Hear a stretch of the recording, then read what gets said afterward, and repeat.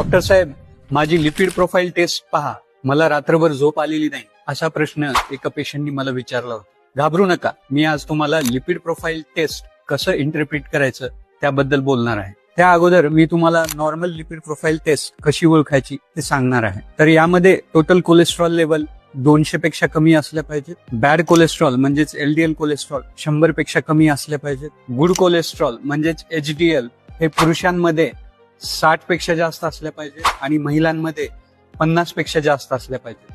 आणि triglyceride levels ह्या आहेत ते 150 पेक्षा कमी असल्या पाहिजे. तर आपण याला नॉर्मल लिपिड प्रोफाईल टेस्ट असं म्हणतो. जर तुमचे बॅड कोलेस्ट्रॉल वाढलेले असेल तर आपल्याला ट्रायग्लिसराईड आणि HDL यांचा रेशो काढावा लागतो. हा जर रेशो मोर दॅन 4 असेल तर तुमची भविष्यातली हृदयविकाराची रिस्क 16 पटीने वाढलेली असते. जर हा रेशो 2.5 ते 4च्या मध्ये असेल तर ते मॅनेजेबल आहे. आणि हा रेशो 2.5 पेक्षा कमी असेल याचा अर्थ सगळं ठीक आहे.